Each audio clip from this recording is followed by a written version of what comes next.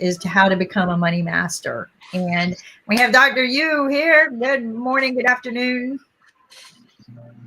Good morning. Yep, charging my car again. So, do you have a Tesla?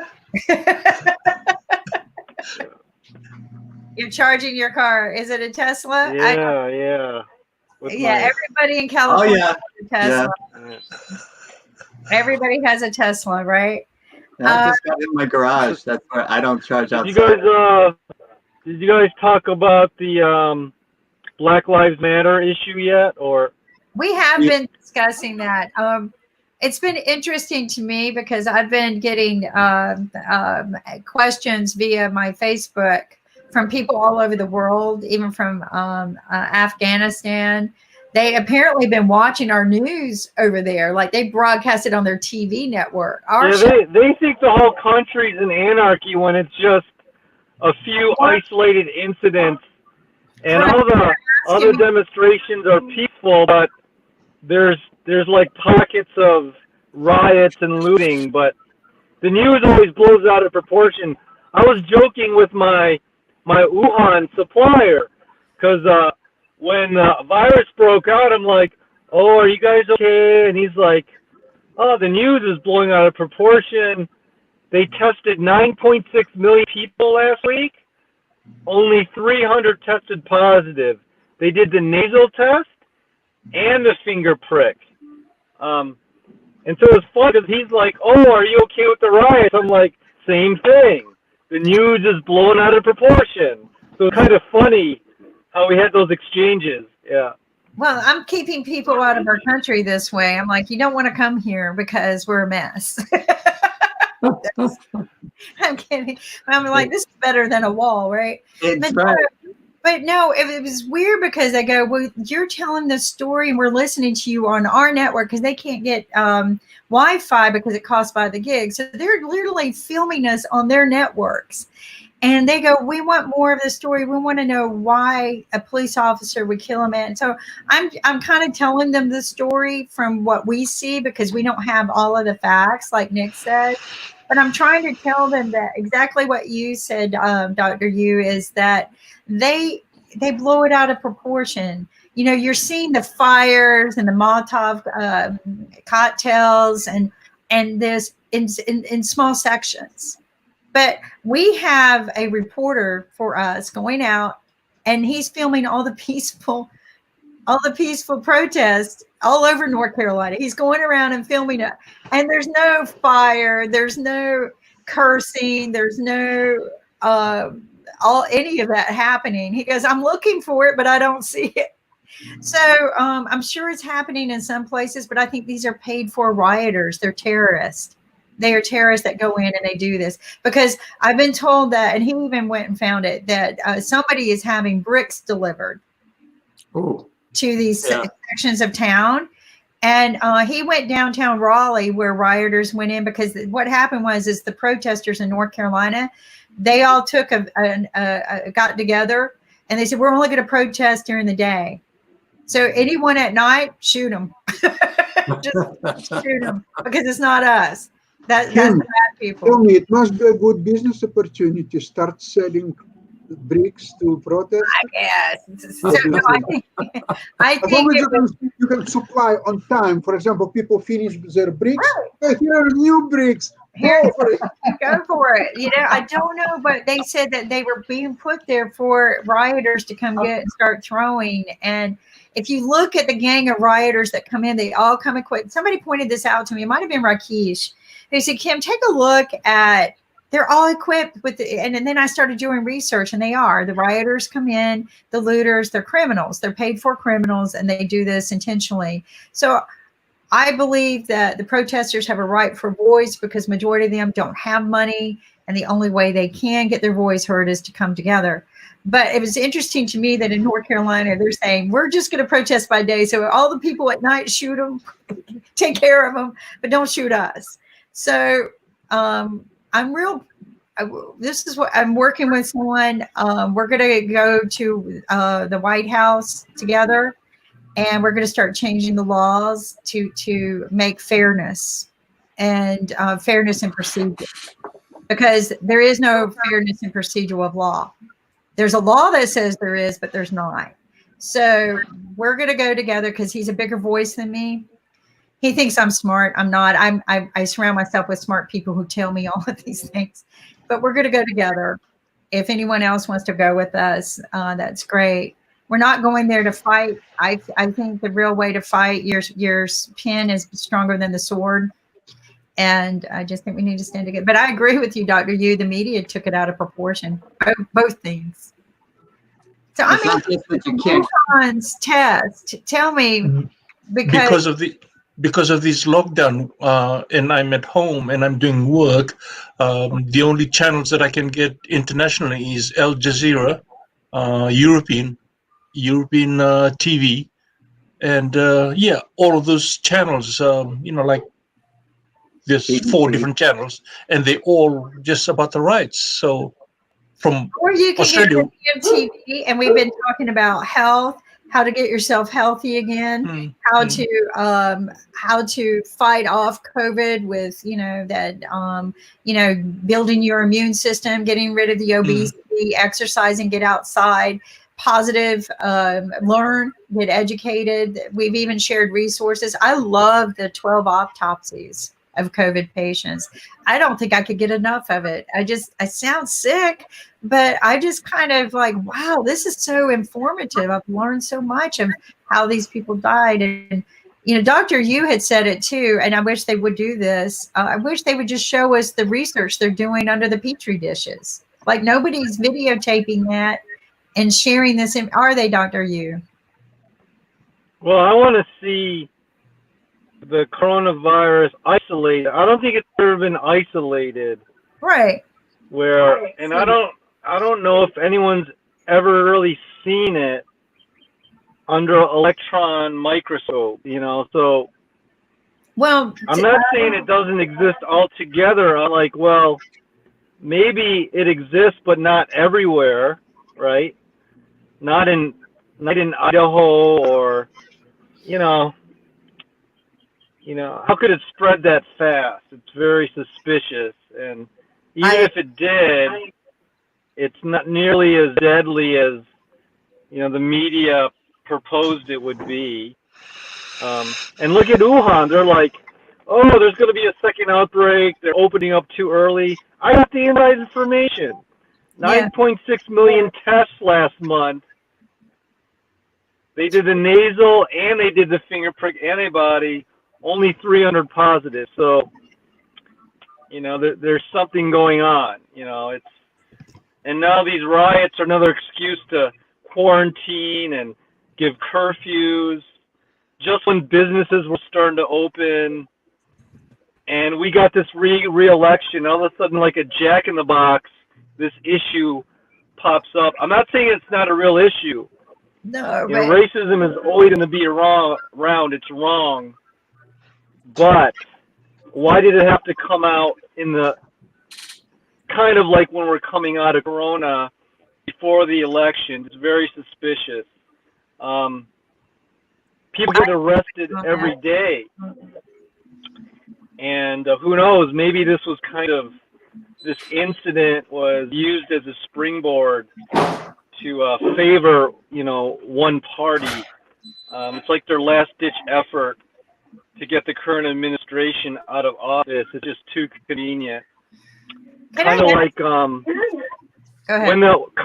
when the Navy SEAL team they took down Bin Laden he was in Pakistan, right?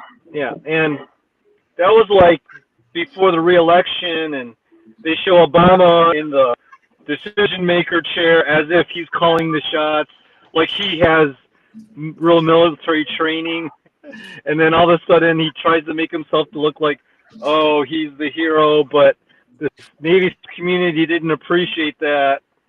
No. It's kind of like, why did Bin Laden pop out of nowhere during re-election time? It's very manipulated, where they could have gotten him at any time because they probably knew where he was. And I agree with that. I was very suspicious of the timing of all of that. And but this is what we cannot undo.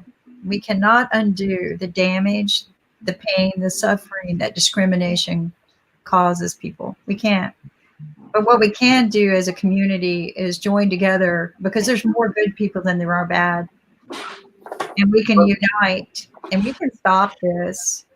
But there is something to be said for the law and order party. When they want to, and the media is not helping with this by hyper ventilating over the protests. They're trying to divide America. It's when what we need is unity. Yeah. I agree. We need to join together and become unified, and that's something that I was really proud of. I don't know if you guys got to see the video that our good friend Tommy did for us, but he finally got tired of what was going on, and I asked him. I said, "Tommy, we really need somebody with a powerful voice to get up there and calm these people down." And I don't know if you saw his video, but I love it. It's the way he starts out is, "This is not about white. And this is not about black. This is about the right." Well, I was on about us doing. I was on a Zoom call with, I was on a Zoom call with a group of markers, and they're all they're Caucasians. There were some that were of Hebrew origin. I don't know the politically correct or Jewish or Jewish American, whatever, but so they're all talking about, they can't relate to what happens to people of color who are discriminated, and they know that they're just privileged white Americans. And I'm like, wait a second, all the people on this podcast are Jewish, and although you may white skin color because of your nationality, if we were in the 1940s in Germany, you'd be branded. So it's like they can't. And it could happen if you're an upper class person, and they could look down on a lower class person of the same nationality, white, black, purple. So it's not only a color issue, there could be discrimination just on your social economic status, or absolutely, if you're from old wealth. Well, even like people who are self-made, like let's say Warren Buffett or Jeff Bezos, if they don't have old wealth back from Queen of England bloodlines, that old wealth could look down on somebody who built their wealth from scratch, and they don't have bloodlines back to the Queen of England. So yeah, it's called the social norm, right? If you don't fit a particular social norm, they can outcast you, just like they did with Jesus in the story of the Bible stories, right? They were able to turn the people against him. Hitler was very good at this. He was able to turn people against people because they did not fit the social norm. There's some other fascinating stories about Hitler that a lot of people don't know. I was actually sharing with Ankit, but that's how you turn people against people, is you make them discriminate against what is considered the social norm. So we have discriminations not just against color and race, but we have it against gender or even gender choice. But everyone's human, and until we unite as human, Kimberly, one day, Philly fan and Yankee fan will walk down the street holding hands. Heck yeah! I'm gonna make the two of you. I'm gonna make the two of you do this too. The two of you are gonna meet at a stadium of my choice, and you're gonna hold hands. We're gonna have here, and we're gonna have a good time. But it's funny because I was at the Federal Reserve one time, and Nick remembers this. It's clear as day. Go ahead. What we need to unite the world, we need an alien invasion. We need an enemy. What's the and I guess there is like there's a space force, and I guess the U.S. invests billions, and we're inviting other countries like Russia. That's what we need. Join this space force. So this might, if we need an alien invasion to unite the Earth. So yeah. Well, excuse me, but what was the corona? To me, that's alien, and that's invasion. Yeah. It looks funky, right? Look at it. It's pretty scary looking to me, right? It looks like dragon fruit. Yeah. No, I agree with you. My father always said that in order to unite, you always have to find something that you're all against, right? That you can all fight. I think that our biggest divider is our own leaders. Our How about leaders. we all fight against poverty? Well, because poverty is what separates us, right? They make the laws. The top 1% make the laws. And this is something that Nick and I think about it this way. Our education system is 18th century. No, wait, our laws and political system is 18th century. Our education system is still 19th century. And it's held that way for a reason. But they expect us to turn our technology and our medicine into 21st century. All right. So they indebt us with education. So you want good education to produce 21st century results, but they indebt you to the point that you owe them so much money you'll never get out of it. There's students graduating with debt more than what they could buy a house for. Well, they want you to, they brainwash you. You go to college to learn how to be basically a factory worker. And anybody is a factory worker when trading dollars for hours. And they don't teach you how to invest money, manage money, lower your taxes. And by the time you get this expensive pay called a bachelor degree that costs you $100,000, already $100,000 in the hole, paying the U.S. government loan department 4 to 8%. So you end up paying twice on the principal. And then you're supposed to buy a house with a white picket fence and getting into more debt. And your spouse is in school debt too. My neighbor's internal medicine doctor, probably been in practice, I don't know, 10, 20 years, still paying off his medical school. You're talking like we're indentured servants. Work as a nurse. We are, but you know, when I was trained to hire people in the big corporate world, and we would go out to hire sales people, right? We had to look for people, listen to the criteria. We had to look for people who had very expensive habits that put themselves into high class debt. These were terms used. So we didn't look at the resume. We looked at how in debt they were because they would work harder to make that sale. So that was the criteria of hiring people. And I would always ask myself, do they know why we're hiring them?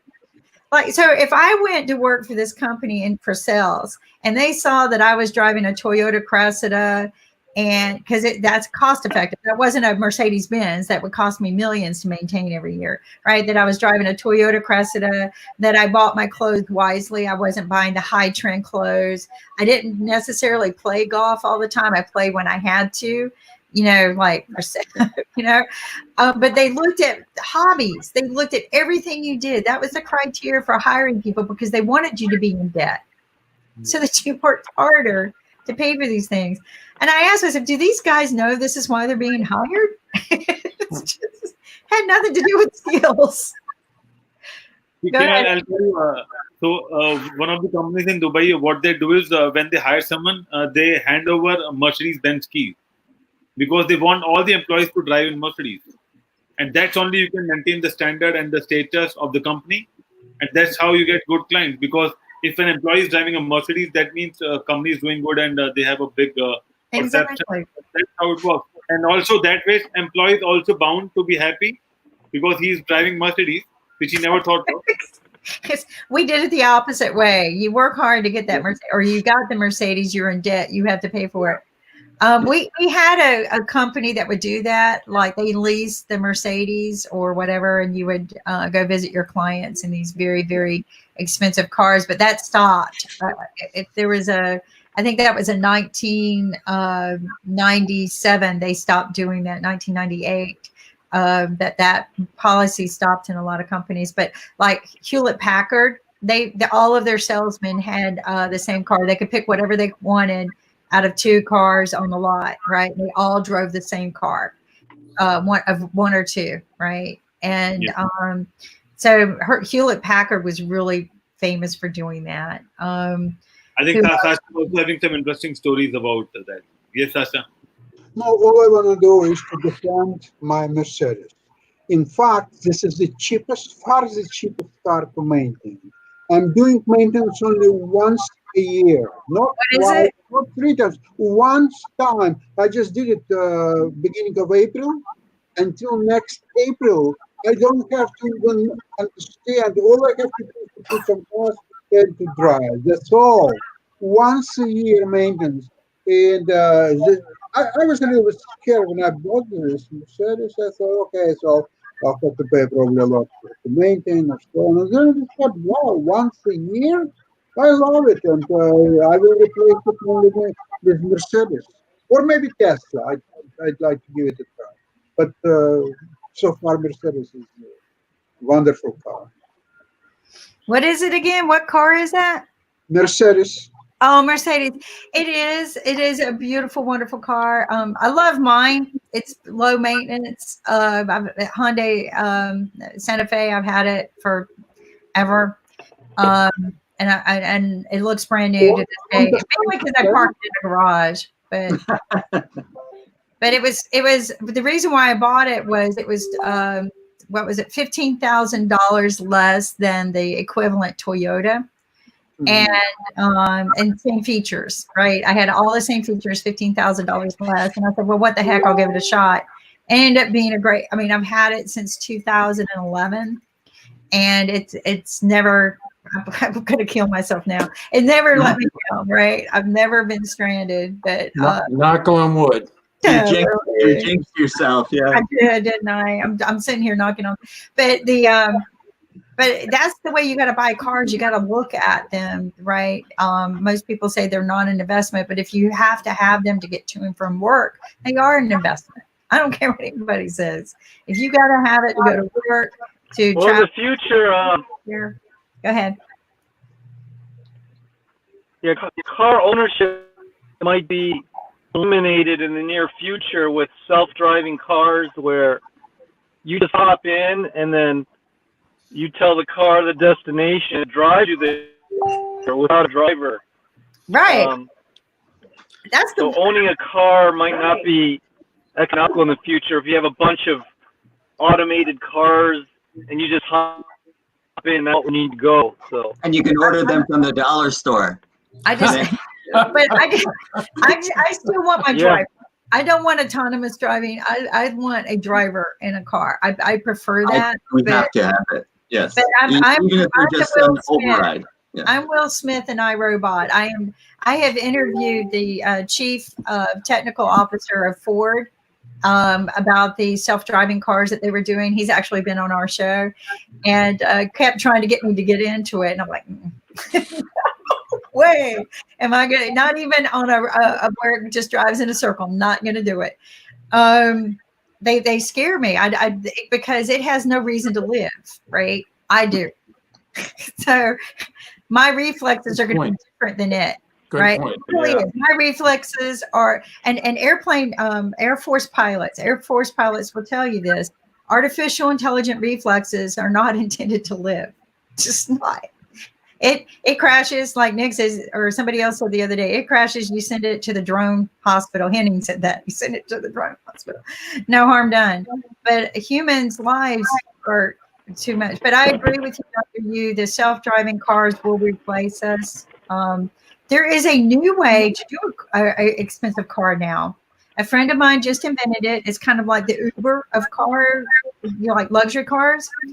And what you do is you lease the car, not just like a regular lease. They have a lease program, and say you're leasing it for a while. You're like a partnership, and you get an income where you can't afford that lease anymore. You can downgrade to another car that's on the list. And then you can be driving that car for a while, and then they get the real expensive car back, and then you go, well, I'm making money again, so you can upgrade again. But it's like a partnership program that you pay into, a membership. But no matter what, you will always have a car that is well kept, well maintained. You don't have to do any of that. They tell you to bring it in, they'll give you another car to drive. So, and I think that is the way forward, because no one would like to buy the car now. People would like to have new cars every now and then. So leasing would be a good car model, and that is a good model and win-win model for car companies as well. because they know how to manage it, they know how to maintain it, and they know who are their customers. And they keep on offering new cars to them and getting the old cars back. And then once the car is not working in US, they can export it to Africa, India, or a lot of countries and sell it. Yeah, but my problem is I don't like payments, right? So I think this is why Nick and I got along so well, because we like the way I do things. But I would have my car paid off in 2 years. Yeah. I hate payments, and so yeah, I know this is the way So I would then pay it off and then drive it for another 10, and then trade, because I take very good care of my vehicles. They're usually like new when I trade them in. So. It was a good job. It was getting new car every 6 months. And you know why?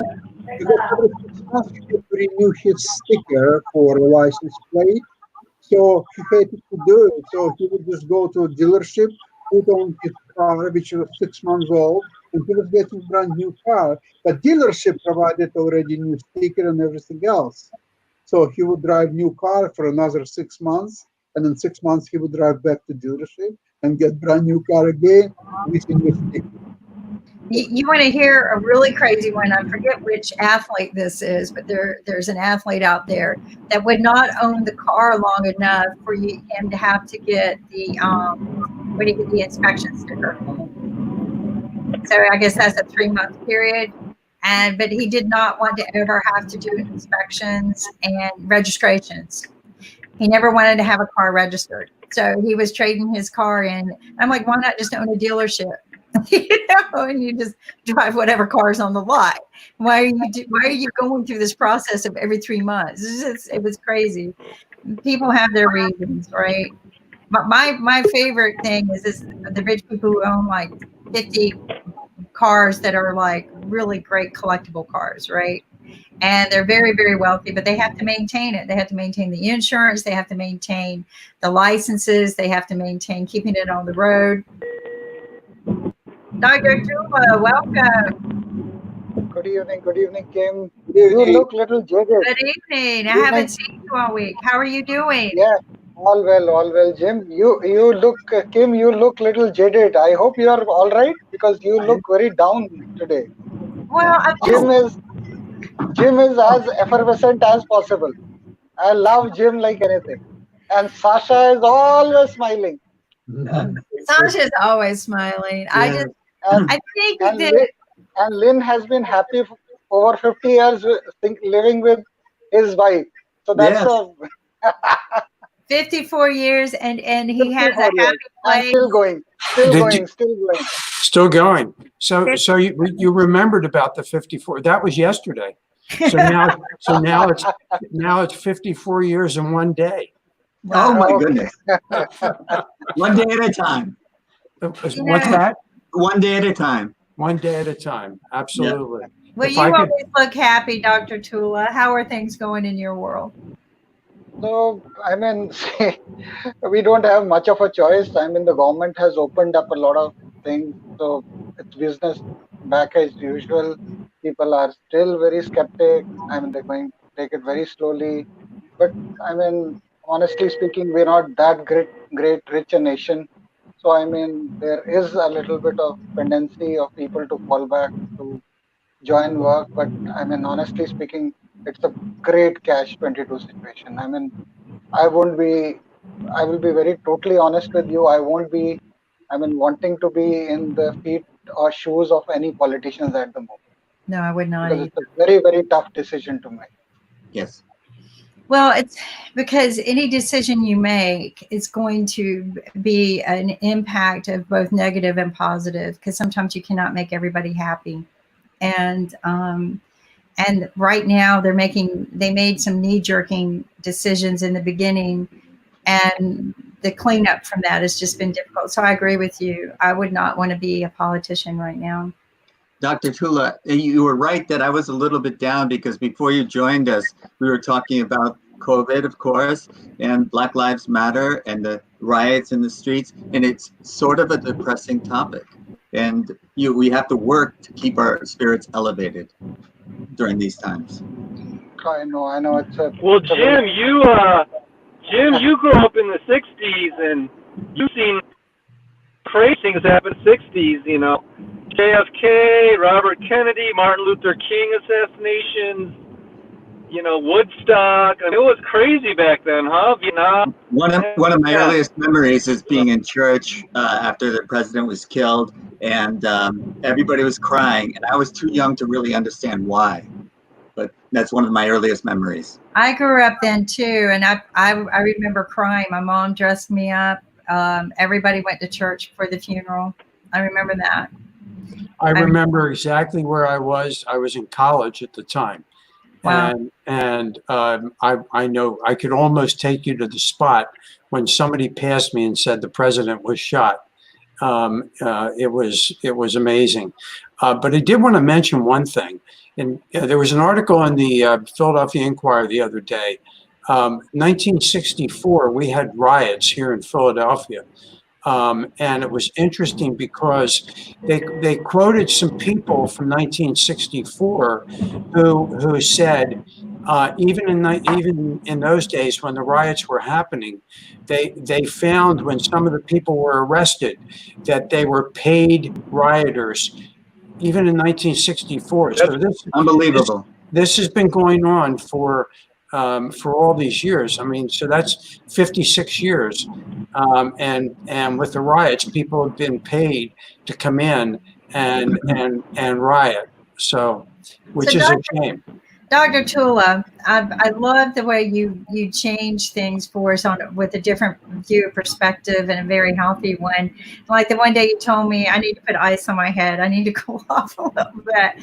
And you're right. You know, so we need to put ice on us and cool off a little bit. But how are things being perceived in India right now with moving forward? Honestly, Jim, this is for you, maybe this is the first time this is happening in quite some time, I would say. Yes. In India, we have had a history of riots happening. I mean, due to whatever reasons. I mean, the reasons are, of course, one is the religious count, which happens, two communities due to various, sometimes escalation, sometimes due to insecurities, sometimes mistrust between each other. I mean, small incidents flare up, and then there is a plethora of people who work underground to fuel up these riots, and this happens. So, unfortunately, we in India have seen a lot of this happening. I mean, honestly speaking, this is all. You can't justify it at any cost. Destruction of property or lives is not justifiable at any end. How gross ever be the insinuation or the provocation, you cannot justify it. Now, see, I was just the other day seeing, what was happening, at least the visual images which were coming across through various TV channels and social media channels, what was happening in America. It was very distressing to see what was happening. Honestly speaking, a third world country doing all kinds of these things, I don't endorse that, but that is something out of sheer, uneducatedness or backwardness, this can happen.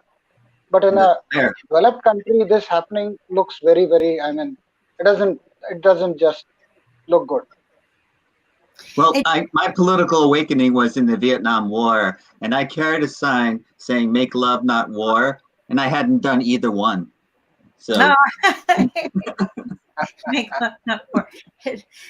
Well, I think in India they fought the same.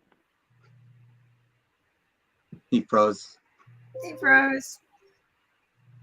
I think he's driving. So I think that there again, what we've been doing here is trying to unite everybody so that we can all work as one. And what I've been sharing with my more powerful friends who have more powerful voice than I do, is some of the laws that exist that a lot of people don't know exist that might change what we do moving forward. And it's like I tell people, we can't undo the damage that discrimination does to people, the suffering and the pain. We can't undo that. That wound is there. But what we can do is we can work together, unify together, and make better changes. And We've done this But slowly. my inherent question to you, Kim, is that, I mean, you see the policing everywhere, all across the globe. I mean, is there a country where policing really is policing? I always believe that, I mean, wherever I've seen, police will always go over. I mean, I've never seen any country where they don't go overboard. I mean, there is a very thin line between policing and, I mean, being a police state kind of a culture. Because I believe that police anyway require reforms, and they are so hell burnt out that because they're ultimately, see, every time they're confronting a suspect, there is always that risk or threat to their life also. Yes. I mean, the other person can be armed. I'm just giving a counterpoint on that. So, I mean, it's very difficult to honestly, I mean, it's a tough job. It is. The only thing, what the police do is tough. Very difficult. Very difficult. Not one I would do. No, but are they really policing? I think what we see in the media is the extreme, right? We don't ever see when something good happens. We really don't. We don't see every day the officers for the last year, even especially during COVID, would go out and visit the kids in the community and ask them how they're doing, play games with them, maybe play basketball games and things like that. They don't film that. No. They don't film. They film the bad stuff. And then the reason is that media is paid with a rule called if it doesn't bleed, it won't lead. And that's why Nick and I kind of decided not to do any more with CBS, NBC, any of them, because every one of them told us if you don't bleed, you're not going to lead. So the problem, I think, is, and it happens too with, you know, who gets elected, the media. The media is the reason everything happens. I always say, watch the media, and that's who's going to get voted for. don't look at the people on the podium. But are the police officers policing? No, they're not even given the proper tools to work with. Do you know that majority of the officers have to pay for their own bullets, and they can't afford the right bullets? So the bullets, the majority of the bullets are not made right, and they shoot wrong. And how about our teachers? They're paying for their own supplies too. I'll put it to you this way: a criminal has a better paid for tool than our police officers. Because they invest in their tools. The military is the same way. When we send put our military together, they have the most cost-effective, cheapest cut corner tools that we can get. But the people that they're fighting is like that. Maybe they'll have the cheapest phone, right? The military will get them the cheapest phone, but they're up against people who invest in iPhones, the latest iPhones, the latest technology. So we don't invest in the right tools. And so if you were an officer, wouldn't you be tired of being shot at all the time and told you were wrong? You know, I would be. I would, and I wear a shirt once a month in memory of an officer who was dispatched for to go check on somebody, not knowing that it was a person who continuously committed domestic violent crimes, which is the most dangerous crime you can check on. It is, and he was shot and killed on the spot by the offender.